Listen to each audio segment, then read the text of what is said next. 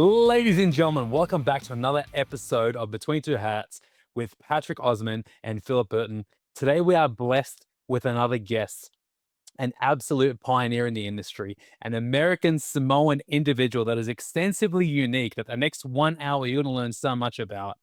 The champion, the man himself, Adam Haleck. Welcome to the show, my brother. Thanks, Pat. Thanks, Phil. Nice to be here. Never had an intro like that, but yeah. I say it every time, buddy. When I hear that intro, I get the goosebumps, and it's not even for me. He is so good, and he's so sincere about it. That's what I love. Like, that's his energy coming out for you, which is so cool. Well, thank you both. Thank you both. You know, so we met Adam the same trip, Phil. That time in Austin. No kidding. Okay. I felt like you guys had known each other a little bit, but that was your first time. All right. Well, the thing is, you felt like we knew each other because the energy was so strong when we connected initially. 100%. And life is like that, dude. It really is. And it's a pleasure in this industry to meet people and you just connect with them and you can't justify what it is or what happened, but for whatever reason, you feel like you've known that person for an extensive period of time. And Adam, for me, was one of those guys. Yeah, and I have to say likewise. I had the same impression. You know, you came right up to me. I think it was a dinner invitation that it had fallen, it far down in my inbox, and you came out, hey, coming to dinner? And I was like, I think I do want to go to dinner with this guy. I didn't realize it was the same dinner that had already been in my inbox. So thank you for making that happen. Yeah. Enjoyed that time together. No, it's the pleasure is ours, man. And I'll share with you too, like my connection with you at that same event was through Sierra, who works with me. She had been reaching out to one of your counterparts. I forget his name. I'm so sorry. But you were saying they're talking to Sierra and you had wanted to make that connection for her to him. And we're doing it right there. I just happened to walk up to introduce myself. And I think one of the gals that was with Property Masters, Connie, had her puppy. Yes. And we were bonding over the puppy, right? Like, that's right. And I mean, your energy, we talk about this all the time on the cast too. People who are authentic and just show up true to themselves, you gravitate towards them. Right. And, I don't know a lot about your company. I don't know a lot about you. I'm hoping that we get to learn about that today and kind of figure out who you are, but I could tell you're somebody that I wanted to be around. And I love this industry for that reason. Is I didn't care if you were a client or you're going to be somebody that we can do business with. I'm like, I just want to get to know him. And then you walked into that dinner because I'll be honest on this call. Sometimes those dinners are like, kill me, right? Because you don't know who's there. You don't know the energy. It's really tough to support that. And you walked in with your smile and I'm like, bingo, this is going to be a good night. And it ended up being amazing. So it was a great night. In fact, I made a friend that night, Brian Lesikowski. Yes. And I was actually just texting with him today. He's going to be at the Blueprint event. I sadly can't be there, but Dan French is our COO, will be there. Yeah, it was great. Congratulations, bro.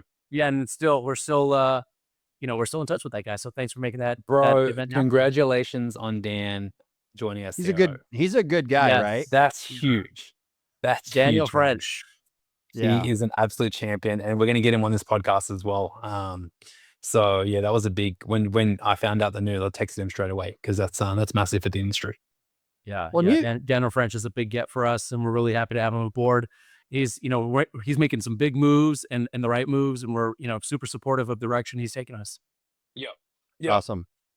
All right, well, so hold on real quick too. I want to jump back to that dinner. Where you get seated at those dinners, right? Because I like to, I'm going to come at this from a vendor standpoint, right? I'm trying to talk to some of the vendors out there. And when you're at these dinners, you get a big, huge table and you got 16 people at it and you get stuck in one spot. You don't get to know everyone. And you had a corner down there and I watched you move around and talk to people. But you were actively. But you were also really engaged with the folks next to you. And I watched Pat do the same. And, when you set up those dinners and you get people together, it's really important to create an atmosphere that's fun because you, as the target, right? Like the folks that all the vendors want to be around, you get asked to a lot of events. You get asked to a lot of dinners, right? You can't say yes to all of them. So what you pick and choose of who you want to be with has a lot to do with you enjoying that room, not just the pitch or, what people are there to talk to you about. It's just enjoying the time, right? Yeah. One of my mentors told me, life's too short to do business with people you don't enjoy being around. There You you know, go. and I gotta say, our little cottage industry of SFR management, there's a lot of fun people, and Right. I've really enjoyed getting to know all the different players, spaces, vendors, competitors. I have a kind of a frenemy relationship with all of the other SFR operators out there. That's not I couldn't even call it. I call it competing colleagues or colleagues in competition. Love that. We just think the addressable marketplace is so huge. Then we can do so much more together, to raise the bar and steer the industry for those of us that have a little bit of scale. I've really, I never thought I'd find myself in property management. Um, So but tell I've us the really enjoyed story. it. This is a great segue. Tell us the story. We want to hear Adam's story. Oh yeah, okay, life story. What, 3 minutes or less here? No, No, no, you no, got no. you We got the got, whole day. All right, yeah, well, I'll start we've with, got what people are 55 probably minutes to curious go. about. Yeah. People are probably curious about is your lead in American Samoa. I was born in American Samoa, and my tagline is I'm a quarter Samoan. I'm a quarter the size of a Samoan. I got cousins that are like, triple my size at, 15 years old, but Triple my grew up there. size and 15 years old. Yeah. Big kids down there, I Yeah. actually, it's segued. There was an article, I don't know, maybe 10 years ago about, just the advent of youth football programs and, feeder programs into the NFL. Texas, of course, is a massive football state, right? But if you were born in American Samoa, you were 52 times more likely to make it to the NFL than if you grew up in Texas. No way. Just because it's, smaller numbers and larger proportions. Yeah. Um, Lived in Samoa for the first 10 years of my life. We moved to Hawaii after that. The short story I tell people is I was born in Samoa, raised in Hawaii, graduated from high school in Hawaii, went to college here in Utah at Brigham Young University. I left Utah. I thought I'd turn my back. I thought I'd never return. Had a career in San Francisco, initially as a technology consultant, consulting in the data warehousing and business intelligence space. Grew to kind of like a subject matter expert level, but I was just traveling so much I couldn't, keep my life straight. And a friend of mine approached me and invited me to join him on a venture to, get into some investment work. So we did that for a little while. We did, fix and flips in Sacramento. We did some TIC conversions in San Francisco. Made about every mistake you could make. Paid a lot of tuition, we'll say. And then 2008 happened. So when I left my career with technology was at 06, 07. Perfect timing to set us up for an 08 collapse. Fortunately, we got out with our heads intact and we switched to services temporarily until the investment work came back. And as most people recall now, historically, that did not come back very quickly. It wasn't like any other recession. It was something different. Fast forward to 2012, 13. By now we have, I think it was 5 offices by then. And, we told ourselves, this is probably going to fail, but let's just keep going. 2017, we changed the makeup of the company to create like a mothership that oversaw the different entities state by state. And we thought to ourselves, it might not fail. It might work. It's possible to work. And then, a couple of years after that, we started to do some institutional grade services. And then we thought to ourselves, well, this is working. We should just stick with it. It's been 10 years. So yeah, that's, we now find ourselves in about 18 states, 35 plus markets, and, looking for ways to optimize and grow the business. Dan is actually a great addition to the talent stack. And we're going back to the first who, then what question, and it's, it's a bit of a reconfiguration of the company that's happening right now. And it's something I'm really happy to be a part of. Question. Considering, so you're at $7,500, correct? Thereabouts. Okay. And right now you're in aggressive scale mode? We are, yeah. So it's all about transforming all of our operations for scale growth, and then separately going to scale clientele, scale opportunities, with our new offering, essentially. Question. Now that you're in aggressive scale mode, how do you find yourself? What's the ratio of you working in the business versus on the business? Ooh, it's really shifted quite a bit just in the last 6 weeks. So in the business part, I've been able to turn over to, you know, people that I can now rely on. I have run every part of this business with these two hands That is so over the awesome. course of the last 15, 20 years. Wow. No part of the business I'm not aware of. And that's a problem, right? Because then it becomes like, how do I get out of the business to grow the business? So going up market in talent has allowed me to kind of take a step back from the day to day and just trust that that's actually going to move in the right direction and move my focus more to the relationship building around the industry. Well, and for you, to talk a little bit about making that conscious decision, right? Of hiring folks or bringing people in or elevating them in your team and trusting them to take the pieces of it that you've built with your hands and saying, okay, this is your baby now, and I'm going to trust you to run with it and just help guide that a little bit. It's a tough thing for someone in your position to let go of that control, right? It is, and candidly, I'll roll back the curtain a little bit. It took me time to figure that out. It took me a little Yeah. too long, if you ask me. I think anybody who does figure this out realizes they should have figured it out years earlier. It Um, becomes so obvious once you're on the other side of it, but when you're in it, it's really hard to see that you got to let that go sooner than later. Yeah, yeah. I'll frame it like this. About 18, 20 months ago, our company was acquired by a private equity firm, actually based in Austin. And as part of that, my title elevated from that of president and, being in the operations that of CEO. I'm a relative, I'm not new to the company, but I am new to the CEO role, the CEO hat, we'll say, right?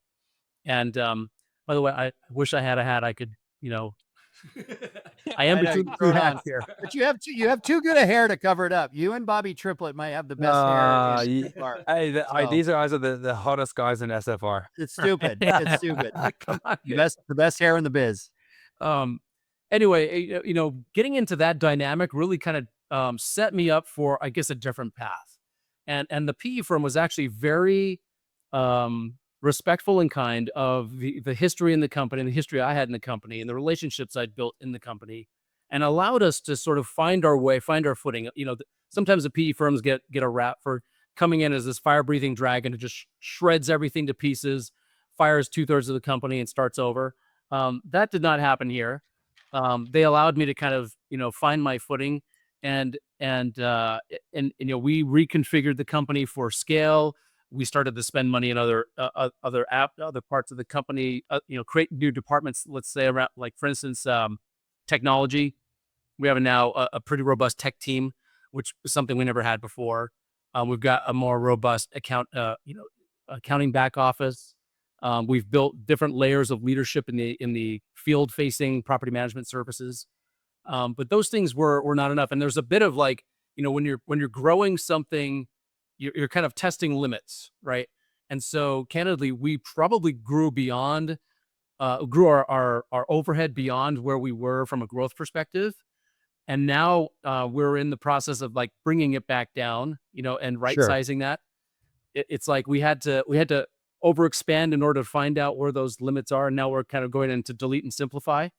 Um, that, I think, has been a learning experience for me. And one of the things that I'll share is that, as a leader myself, this has been a fantastic opportunity for me to grow my own, grow in my own talents and abilities and perspectives. Bringing in an outsider like Dan French, who has experience more in the multi-family side of the world. There's other disciplines and processes and expectations in the multifamily side that the single families, part of the world is not yet leveled up to. The single family asset class has now just become a legitimate asset class in the last, what, like 6 years, maybe, Yeah. with Yeah. People institutional were pretty involvement. sure it wasn't going to make it, right? Right. Like it was going to fail. That was the word on the That was street the from thing, yeah. multifamily. Yeah. Yeah. I mean, the Invitation Homes, the MHs, the Progresses, they've kind of proven the asset class for us, and they've Yep. made it possible for the other, we'll call it, smaller investor groups. And by small, I mean 500 to 5,000 doors, Sure. maybe even 10,000 doors to really take a swing at this. But one of the things that's been interesting about our space, I know I'm kind of meandering a lot here, but Please Different. keep that going. Great. those players that have now entered the fray as owners do not have the scale to be, operators, right? And that's where the likes of Northpoint, Evernest, Home River Group, Pures, Scale Mines. or experience. Yeah, there's only a handful of us that can actually service those clients who want to obtain scale doors, but don't really want to buy the brain damage of creating scale operations. Yep. There's a lot of moving parts. The complexity is always underestimated for what, in what we do. And it's my mission to elevate Northpoint to the top of the pack and bring, really elevate the industry and the standards around SFR management.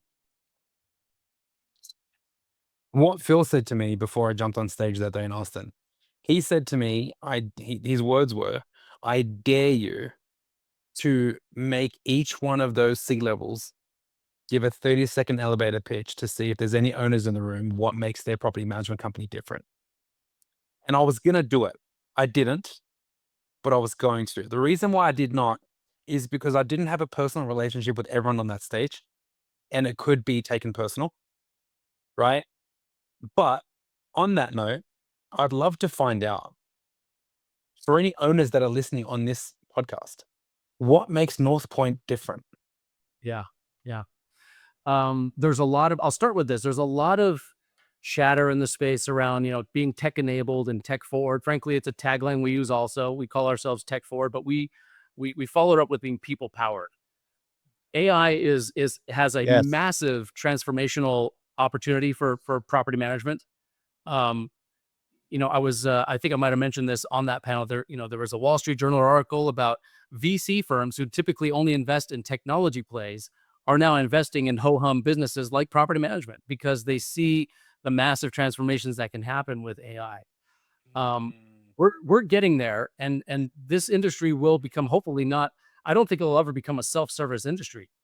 And that's because the resident experience and the property owner experience, it inherently requires people to get involved, right? So the resident, these are human beings we're servicing. We're not Yeah. selling cattle, we're not selling widgets, we're selling basically a home to people who are raising families or getting their careers started or winding down. And so that human element is really important to hold on to. So I think one of the things that differentiates us from our peers is that while we will embrace and have embraced more technology, we will never remove the human element from it, because we want to keep the humanity of resident experiences intact, right? We also need to make sure that there's humans that are shepherding the AIs, that the AIs aren't hallucinating, rules and outcomes that we would not as humans decide for, right? As an example, a single mom loses her job, can't make the rent.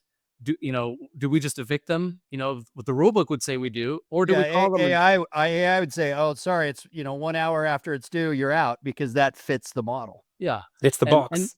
Yeah. right.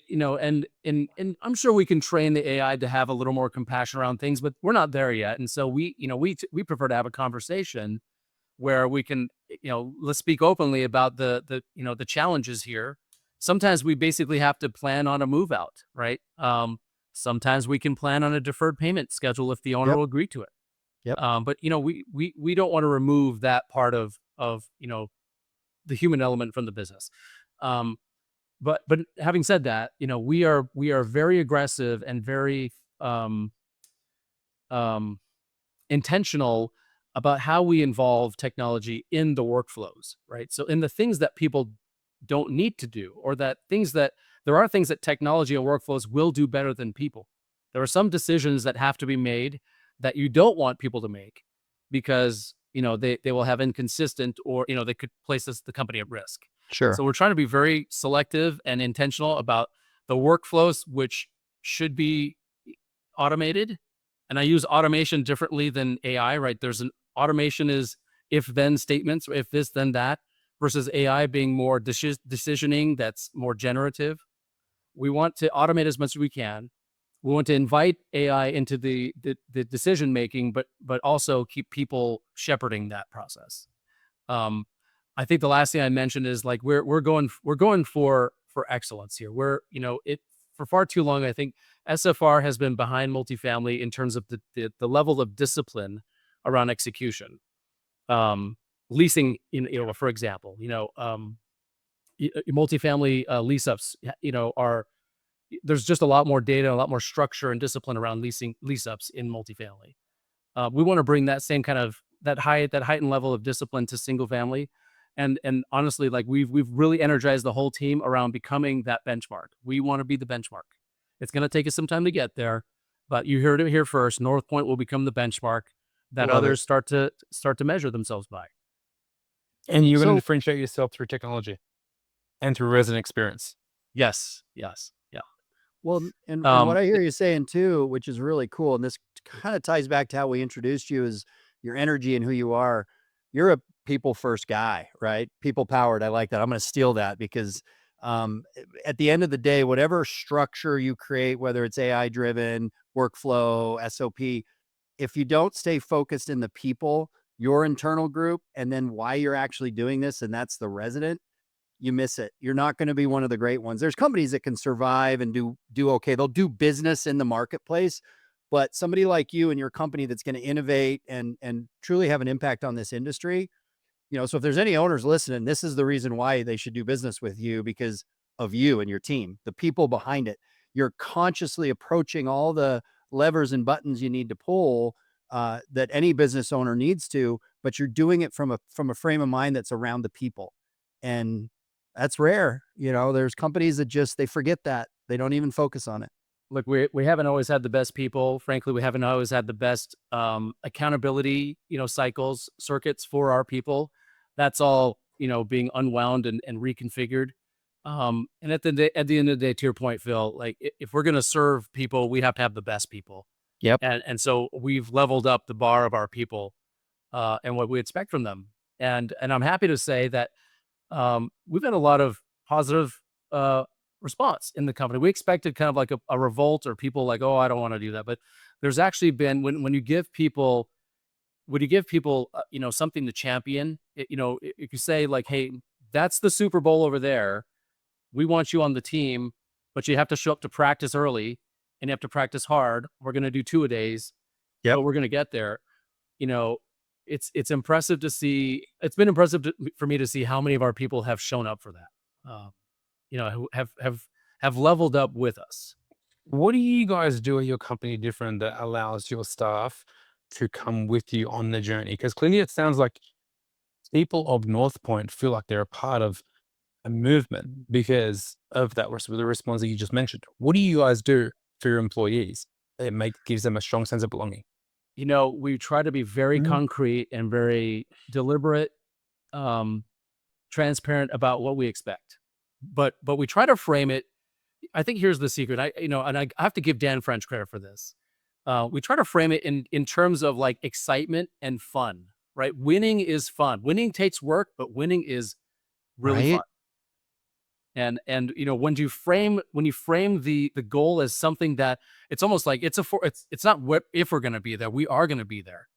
Then suddenly they want to be on the bus, and the things we ask them to do that push themselves now become more mission. They're not doing it for the money; they're doing it for the win. And I the think energy you're creating around it matters. The fun, right? that's right. Yeah, and I think when you can get people to get to that nexus between work and winning, I think you can really change hearts and minds, right? I want to share this with you real quick. So when the company that I left before, Interior Logic Group, is an amazing group of people, right? I know the owners, the entrepreneurs that started it and got it to a $2 billion a year company, right? And then Blackstone came in and bought it. And nothing against Blackstone. I don't want to get sued or have a black helicopter come take me out during this podcast, but it changes the vibe a little bit, right? And so when I was talking to this group here with Preferred, and I met with David Stoffel, the owner, he had his CEO, JJ, there, JJ Pace. And JJ's a cool guy, but he's a CFO. JJ, I love you, but you're a CFO, brother. You fit the box. Even though he is a black belt in jujitsu and, has a whole different world outside of his number crunching. And they looked at me and they said, what do you want to do here? What's your vision for this role and what we're going to do? And I said, man, I want to create something really cool and have fun doing it. I thought his head was going to explode like that. The old robot, Danger Will Robinson, this does not compute. The CFO is like, what is fun? Where is fun on the spreadsheet? And what's the ROI on that? And because we didn't know each other yet, I watched a change in the body language. And afterwards, Yvonne, when I was talking to her, I said, I felt like they were really well and blah, blah. And the next day I got some feedback of like, JJ couldn't figure out what fun meant. You just want to have fun and you want to play. And so now I have a joke with JJ. Whenever I say fun, I have to qualify it to some sort of deliverable. But that is in the nutshell, everything we're doing. We want to make money. We want our companies to be successful. We want to have a return for the folks that trust us, but it's how we do it is up to us. And you can do it very, very regimented, very strict, and take the fun out of it and take leadership opportunities away and not let people expand themselves. Or you can create an environment, which sounds like you have, that people can grow within themselves, getting done what you want done, but in a way that creates a good environment. I think companies that do that have a leg up. They have the most opportunity for success. I'll give you an example, Pat, maybe to answer your question more directly, maybe to answer Phil, the JJs of the world. One of the things we're doing around this transparency is we're opening up the financials to everybody. Oh, so huge, brother. Really? We've treated, I don't know if we're alone in this, but like sometimes we pretend like, people who are beneath the executive level don't deserve the visibility of the P&L, right? Or the balance sheet, or maybe, the financials, right? And like it's some kind of sacred cow. You have some super secret sauce that the other companies would, if they saw that, oh my God. Like, so what don't we want them to know, right? Yeah.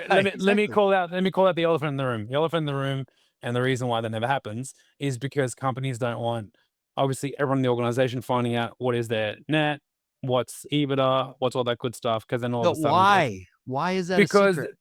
Hold on, because everyone's going to start coming and looking at asking for more money. Yes and no. Like I'll let Adam jump in too, but I'm gonna think about. I'm just saying, okay, as a business owner, okay, whether I make 5% or whether I make 40%, regardless of what it is. Now, in our organization, there's a handful of individuals that see the P&L, okay, and they see it because they're a part of it. And there's other individuals that don't see it because they're not a part of it. Now, I want to find out, Adam, what was the upside in being transparent from that perspective? So we're rolling it out now, and I think maybe I'll start with the downside. The downside of not being transparent is there's a lot less ownership, and people don't know what their number is, and it's hard to say, I need you to go do better. It's easier to say, I need another $100,000 on that, gross margin by the end of the quarter. And let's make a plan. I want you to make a plan to get to that 100,000. By the way, here are all the ingredients to get to the whatever, number it is today. And now that you have that context, that visibility, how would you make a decision? How would you, what would you decide differently to do to increase it by 100,000? I think that having those numbers hidden from too many has not served us. It hasn't made us, better. And the company is still growing, but this is something, Pat, I'm with you. I mean, I was like kind of terrified to open the kimono and let people see what the company is or isn't making, right? And they're on both sides, like, oh, the company's not doing well here, but it's doing really well there. Yeah. Afraid that people are going to come ask for their handouts. But candidly, I'm happy to reward people if they're moving the needle for us. And so, of course, that makes sense. And I think being transparent about like, hey, if we can increase the company's profitability by X, then we're gonna go on a cruise, or we're gonna have some reward at the end of the day. A lot of it should just be bragging rights, but really it comes down to operational excellence first. For us, we want to be able to capture that operational excellence, and it's measured in dollars, right? Like we want the fund to translate to actual dollar signs. Yeah. And when they see that their department went from these dollars to those dollars, there's a measure of pride involved, but also a measure of reward. I think too, to expand on that, and I'll kind of, because I'm opposed to Pat a little bit on just the question, because I'm not saying he's wrong. I'm on the side of show it to everybody, right? It's, if you have agency, you don't need to have influence or control, but if you have agency in the process or what's happening, you're much more likely to get behind it and work harder.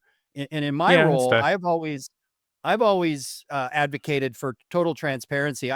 And in my previous role, they were very much controlling. Nobody got to see it. And from the customer facing side, it was like, the most closely guarded secret ever to tell a customer what we operate, what margins we operate at. I'd always tell my customer, hey, just don't tell my boss I'm telling you this, but we're at 25.5% with you and I need to get up to 26 or 27 because that's industry standard, or I'd say, hey, we're at 30. I can give you a break because we don't need to operate there. It's nice, but you're a legit customer and we're going to try to get you some savings. And it was that transparency was like, oh gosh, yeah, we kind of knew that anyway, but thanks for sharing it. And you just pulling back the curtain, there's nothing in there that's scary. And I think, to counterpoint Pat a little bit on people coming for a handout, I think if you've got people doing that, maybe that exposes that they're not the right people for the team. Now, if they come to you and say, hey man, and I'll use my business for an example. I'm a DM, district manager working in operations and I make X, right? And I don't know where our pay band is for all of them. So I'm not going to say a number, but in the past I'd know, like, let's say that's a $80,000 to $100,000 job. And then they know that there's folks that can make significantly more than that in the organization. They'd come and I'd say, hey, if you want to come into sales, because that's usually where you make more money. I said, I'd love to teach you the ropes. I got 25 years under my belt of making nothing and having zero commission dollars. It's a hard slog, but I will teach you what I need to teach you. And you're welcome to jump in and join us. But it's going to take you a while to get to that number. But if you want in the fight, let's go. And so it creates those conversations of, the company just can't hand you this, but if you want to work for it and you want to move up and you want an opportunity to make more money or have more influence, here's how you can do it. And it shows them that there's options there, that like those roles are available. And I think the P&L doesn't always show, like you're not breaking down specifically what people make, but they can see the operating costs and where the money goes to payroll. Of course. Yeah. But yeah, I think it's everything I've experienced is super, the upside is way bigger than the downside. And I'll be transparent right now. I'm going through this right now with my company. They're very controlling. And I'm like, guys, we need to start being more open about this internally because it's how we're going to grow this thing. We're not going to scale if we try to play, protect the deck. I kind of think of it in terms of also like the binary, mixture of empowerment and then accountability. The more you empower them, the more accountable they become, right? And I need that in order for a company to grow to to the goal, the lofty goals that we have. We need people who are highly empowered but highly accountable because we need results, right? And we need them to rise to those results. Frankly,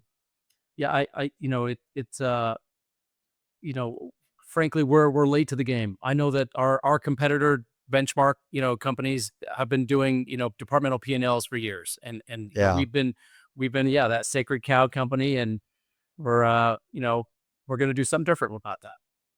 I love that. That's awesome. No, I appreciate that. What did you say? Did you say earlier? Sorry, Pat. Did you say earlier why you started doing that? Like maybe I missed that part, but what got you to look at it from that lens of like, hey, we're just going to share this? Oh, it's just we needed more ownership. We needed people to take more ownership of their operations and their execution, and we needed them to understand like how their execution translates into the dollars. Right? Our investors, our partners, our people, our clients. I mean, let's start with them. The clients care about the dollars. They frankly care less what we use for leasing as long as we get the leasing done. Yeah, we could have 100 people at a call center that might do better than an AI tool. They don't really care as long as they get the NOI, right? That's very powerful. Yeah. Interesting. I think I'm in between. I'm in between the both of you guys because I'm like, yes, there's upside. Yes, there's ownership. Yes, there's accountability. But at the same time, so the truth of the matter of fact is that every company has multiple different roles, right? From top all the way down to the bottom. And I just think that there's certain positions, there's zero upside for that specific position to understand the ins and outs of the P&L. For example, you got someone who manages our social media. That person who manages our social media, there's zero upside to them or for I. Or is there upside?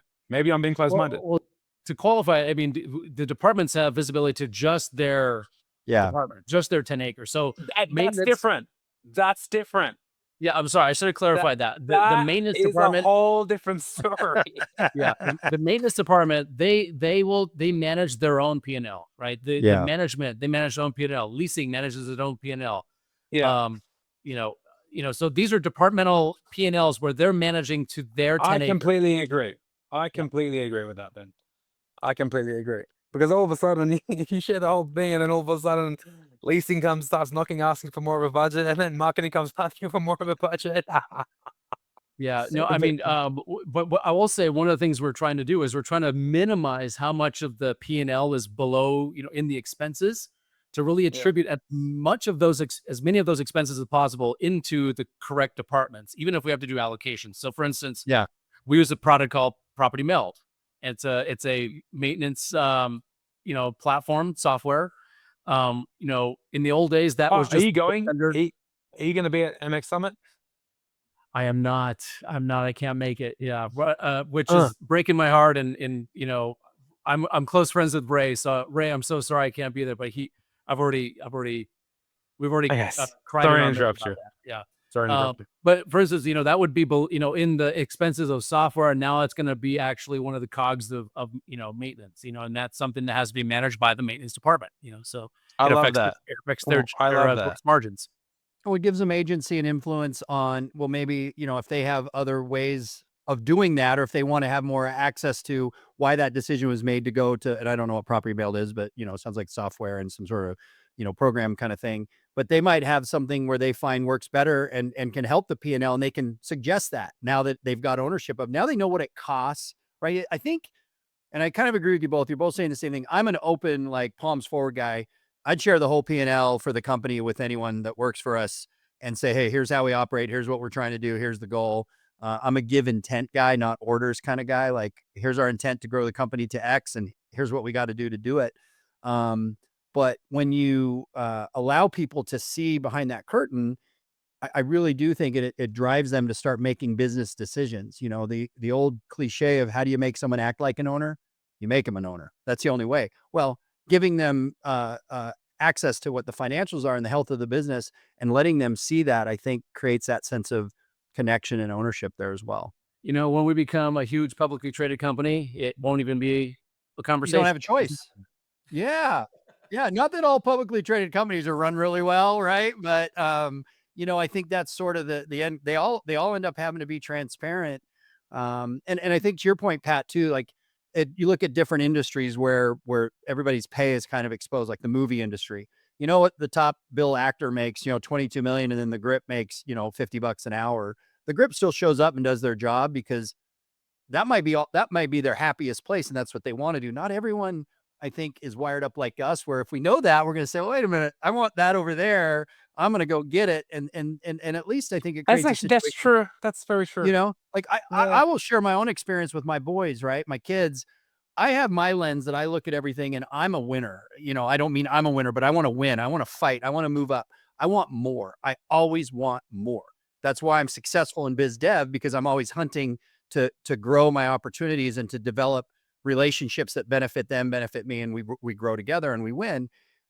My boys aren't like that. So when I'm talking to them about things in their life and I'm thinking, God, are you really, like, you're happy just doing X, making, 40 grand a year, being a teacher or whatever you're doing?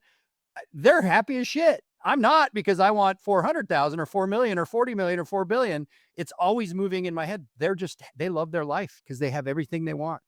So I think a lot of our employees or people that work for entrepreneurs, you kind of figure out who are the ones that are going to tap you on the shoulder and say, I'd like to have a piece of that over there. And you show them how to get there. Yeah. Yeah. Adam, are you a winner? Oh yeah. Yeah. He's a winner. I don't think I always was. I don't think I always have been. Bullshit. No But- way. But yeah, man, I like to win. One of the things when I get a hold of something, I just have a hard time letting go. I've never quit. I'll tell you that. I am not a quitter. Okay, so ever since when you were young, were you a competitive guy when you were young? Like, is it in your DNA? Did you learn it? I think are you guys familiar with the book Relentless by Tim Grover? Yes. There's coolers, there's closers, and cleaners. Cleaners. Right? Yes. I hope I'm a cleaner, but I know that early in my life I was probably a cooler. Yeah. And then, probably about, I would say towards the end of high school, I transitioned into more of a closer. And maybe it's taken me too long to get to cleaner status. But yeah, I mean, I've definitely been on a trajectory. I mean, I'm Polynesian, right? Like, I love to kind of, keep it chill, right? So, Yeah.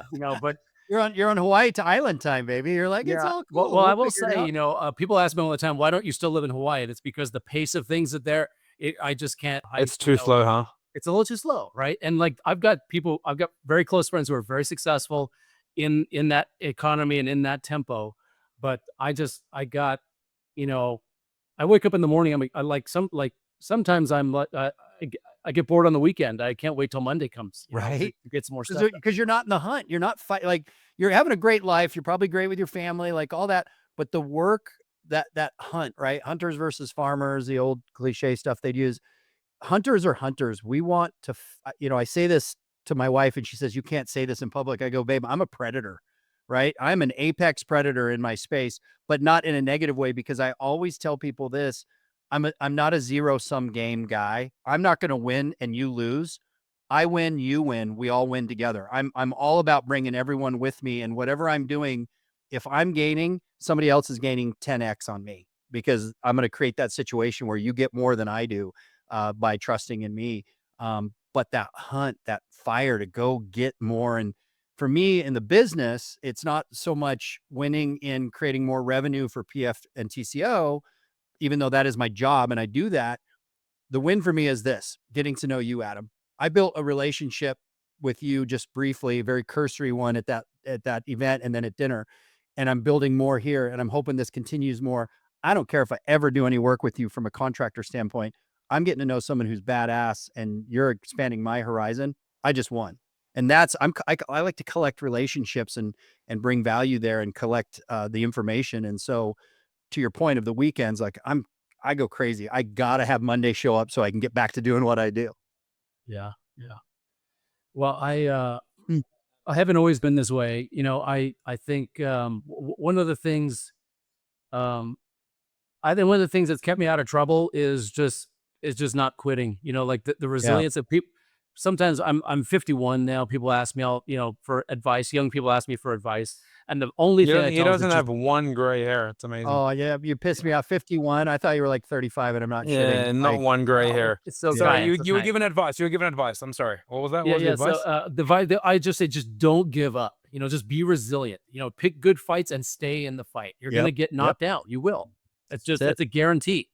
It's getting back up, right? And I could have quit this. My partner and I could have quit this probably, I don't know, a dozen times along the way. Really tough stuff we've dealt with. And Yeah. but I mentioned earlier, I think we've had some banter about it's tuition. I don't have a master's education. degree, but I bet I go toe to toe with them all the time. I may Yep. still get a master's degree, but just never quit. And then use failures as as fuel, right? Failures are fuel. 100%. Do you How think, do do you think you- that comes from your heritage too? The Samoan heritage. I mean, it's a heritage of warriors and strong, very strong people, not just physically strong, but emotionally and mentally strong people. Yeah, I'd say the stakes are always very high. There's a lot of Polynesia that still lives a subsistence farmer lifestyle. If they don't work, they're not going to eat, right? Yeah. And so it's kind of like they can't quit, and the culture's been around, depending on which part of Polynesia you're in, somewhere between 800 years and 10,000 years or something. Amazing. And yeah, there might be some of that to it. I would credit both of my parents. My mother's Caucasian from Utah. My dad is half Samoan from the islands, and they both have a lot of grit. My mother is the descendant of Danish immigrants who came here came to the U.S. with nothing. You're Phil's Adam, cousin. You got a fellow Dane here. Adam, hold on. Because I was going to get to the Utah thing. I grew up in Utah. I was born and raised. Yeah, I was born and raised in Sandy, right by Lakai restaurant. I live, no joke, a quarter mile from Lakai. We lived on Danish Road and Alta Hills Drive. So we were on Alta Hills Are and you Danish kidding Road. me? Yeah. You're kidding me. So My dad built that house in 1976 when there was nothing else there. There was just an orchard by the water treatment plant and down by that area. Yep. So I live just above the water treatment plant. There's a new Oh my development God. that's up there. Yeah. Yeah. Anyway. So Just growing giving up away in my Utah, address to people, I guess. But anyway. Yeah. Here's my story too. My father was born in Copenhagen, Denmark. Actually, sorry, Slagesla, which is outside of Copenhagen. and was brought over by a Mormon missionary who met his mom and brought them over as a kid. He was 7 or 8 when he came to Utah as an immigrant from Denmark. Wow. So Wow. yeah, we have your mom, and it'd be funny if we're related somewhere. You never know. Might But be yeah, like, a lot of Danes are here. Yeah. it's wild. And then you have the Samoan community. That's funny because we're talking about Utah, and you've got a very big Samoan community in Utah there is. as well. Yeah. Yeah. So God, that's so wild. Yeah. I'm half That's Danish and crazy. half Armenian. My mother's family is from Aleppo, Syria. It's, an Armenian heritage there. So I'm 50-50 Armenian and Danish. Nice. We just hired another, speaking of going out market and talent, someone to lead our maintenance department, and he happens to be Armenian descent, and he's a killer. He's Yeah. we're glad to have him.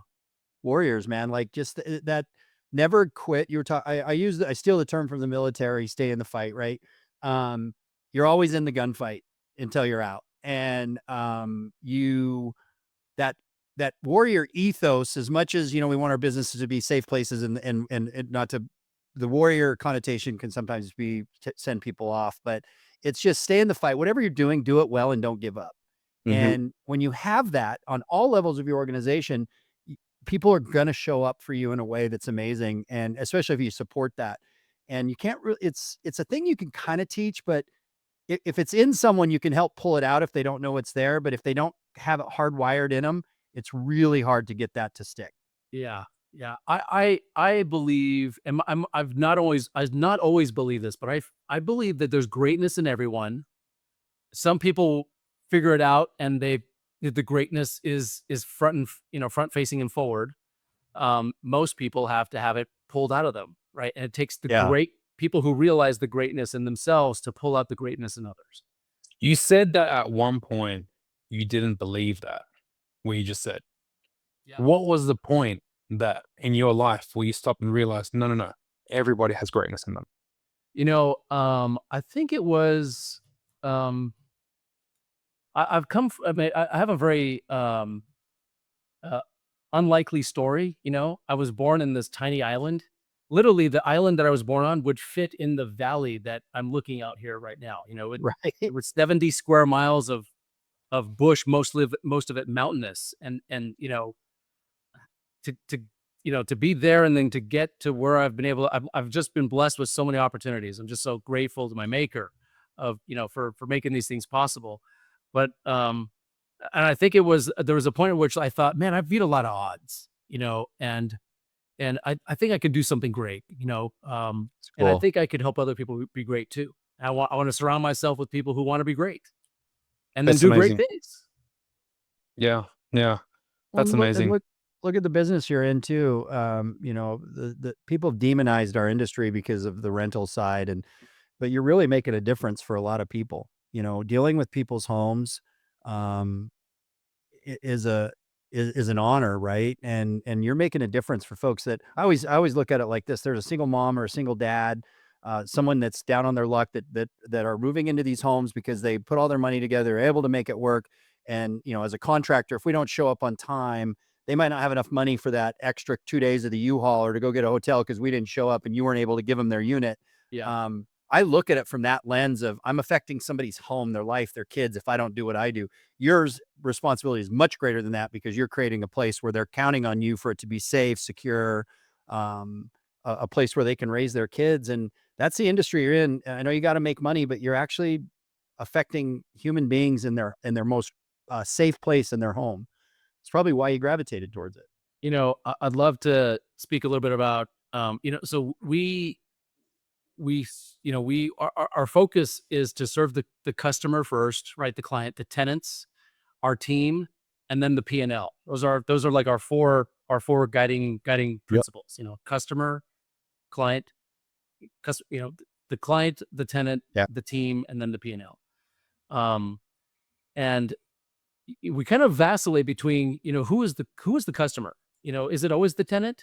I mean, sorry, is it always the owner, or is it also the tenant? And there's, we had to kind of create a hierarchy of sorts. But honestly, we've transitioned I would say the culture of the company to be more respectful and more, service minded when we're facing the resident. We want to make sure that the resident is having a good experience. Frankly, if the resident doesn't pay the rent, nobody gets paid. The owner doesn't get paid. I don't get paid. You don't get paid. The vendors get paid. So the residents are pretty important. And the way that we think about it is we don't want to just provide like a safe place for them to live. We want to make it so, they got busy lives. They got a lot of things they're doing already. We want to make it so that their interaction with us and the property, or us and paying the rent, or whatever the software may be, or their requests, is as seamless and easy to do as possible, so that it's not disruptive to them. It's almost a pleasure, right? We're not there yet, but like we're identifying a lot of different tools, and just frankly, first principles thinking around how do we create like simplicity and frictionless experiences. I'm a big fan of the I think it's been attributed to Steve Jobs, but I think it comes from Michelangelo. The ultimate complexity is simplicity. Yeah. Right. There are so many moving parts in property management. People would be astounded if they saw the 84-point checklist just to get somebody from seeing a property to moving it. And it's our job to make that feel like it's easy and smooth, right? Kind of like 100%. But you said something, and I don't really agree with the industry here. You said you've got client, tenant, team P&L, right? I don't see owners as clients, because they're not technically giving you money. They're giving you access to a tenant and their properties, which will then give you money. The income comes from the tenant, right? So in some way, shape, or form, man, those owners are your partners. Like with us, right? A utility valet, we sign property management companies all day long. None of them are my clients. American Home Friends, not my client. They're my partner, right? So it's the tenant who needs to, I believe, there's got to be I respect a matrix, but the tenants is the key to the floodgates, right? The tenant has a great experience. All stakeholders are happy, including P&L, including team, including everyone. Obviously, they control the purse strings, right? To your point, they're the ones writing the check. Hey, Phil, let me ask you a question. If at one of Adam's properties, you lay a shit floor, okay? Let's say, for example, level 1, just by the stairs, the glue, something happened and it split, and then the customer has hit their toe on the corner and cut themselves because you guys poured it a shit floor, right? That is never going to be forgotten. That's on me too. That's on you. That's on you as a vendor. That tenant's experience is never going to be forgotten. Now, obviously, now it's in Adam's hands. What's Adam going to do about it to fix that ResX? And then he's going to call you and blow you up. So to dive into that too, how we handle that if we get the opportunity, that's where we hope the partnership with folks like Adam is there. I want to reach out to that resident because my first job is to fix the problem, right? I got to make it so it doesn't happen again. They're safe. If there's an injury, that can be extreme, but just whatever the thing is, let's fix it. And then I want to be sure that I get Adam's permission or from his local folks to reach out to that resident and say, hey, this is not a reflection on your rent, the company you're renting from. This was on my quality. This was on my installer, whatever it was. This is us. I just want you to know, PFTCO, we own this. It wasn't them. They trusted us to do something good for you, and we failed you. So we want to make it right with the resident. A lot of times, companies will say to your maintenance staff, Adam, let's say, and say, hey, man, I'll take you to lunch. Sorry for that, blah, blah. I love taking the guys to lunch and having relationships, but I need to take that resident out, or I need to get them a night out at a hotel while we fix that issue. I'm going to make sure they have the best reflection of us and how we're solving that problem, so that they don't take that on Adam's company and give a bad review or whatever. So yeah, we endure a lot of risk in the partnerships that we abide. Pat, I'm totally with you, man. We think of the clients as, we want to build sticky partnerships, sticky relationships where we're mutually benefiting. We don't always have buy-in from our clients around the partnering. For instance, hey, it needs a new roof. Well, I don't want to pay for a new roof, just patch it, That costs money. What's that? Wait a minute. So we have to then balance what is right versus what is affordable. And we take upon ourselves a massive amount of, we'll call it headline risk, because the tenant doesn't know the owner, doesn't maybe even know the vendor, but they do know us. And we get 1-star reviews for other people's, failings all the time. And it's something we have to manage our partnerships around. I hate right? that, Yeah. man. That's not fair. Yeah. That's but not it's a fair. reality. And we look, we know that this is the jungle we're in, and there's tigers out there who are trying to get you sometimes. The reason why we also prioritize the client relationship is they're the ones who can giveth and taketh away, right? Like Yeah. they can take my tenant away by taking the Yeah. property away, right? Yeah. It's like Southwest, right? We know you have a choice and you've chosen us. Yeah. We appreciate Um, that because it is an option. There are there are more options out there now than there used to be. There are, yeah, and we love the partnering. The best conversations we have are, hey, there's a problem with the property, and let's get on the phone with the owner. Let's present these 3 options, and let's discuss what is possible, right? And if we have an owner who's really engaged and able to articulate their needs and their priorities, we can usually almost every time find a solution. Yeah. No, I appreciate that. I get it. The tenant is the nucleus of the whole transaction. But after tenant, it's you. And then after you, it's everyone else. So the owner is linked to you. There is everyone else is linked to you. The vendors are linked to you and all that good stuff. Phil, where did you go? Can you hear me? Yes. We can hear you, but we lost you. My little camera just shut off for whatever reason. I'm getting some weird. I'm so sorry, you guys. This is awful, but this has never happened. It No, it's says okay. too much of a load, so I'll keep listening. Let me see if I can address that. But it just turned off. That's my fine. camera. So we can definitely call it a day. Adam, my brother, God bless you, man. You are an absolute legend, and you're in my prayers. Your business is in my prayers. Your family's in my prayers. I pray and hope that nothing but success for your operation. At the moment, you're sitting at a strong 7,500, and I pray that you guys scale that and you can double that over the next couple of years. And I'm looking forward to see your growth, man. Thank you so much for coming on the podcast today, brother. Thank you both. I've only known the 2 of you for a matter of a couple of months here, and I feel like it's been years. And that's a rare thing. You guys have gift. Thank you so much. Yeah, I thanks, man. appreciate you, man. Appreciate you a ton, and sorry that my camera decided to crap out on us, but this was really cool. And I'm going to follow you up on the I have some fun stories to share with you on some Utah lore, and I'll definitely connect and get up that way to see you soon. Love too. it. Yeah. Please do. Let's get it done. All right, you guys. Thank you so much to everyone listening in, and we'll be back for another episode of Between Two Hats. This is Adam Haleck featuring Patrick Osman and Phillip Burton. Just the voice of Philip at the end. Thank you both. Bastard.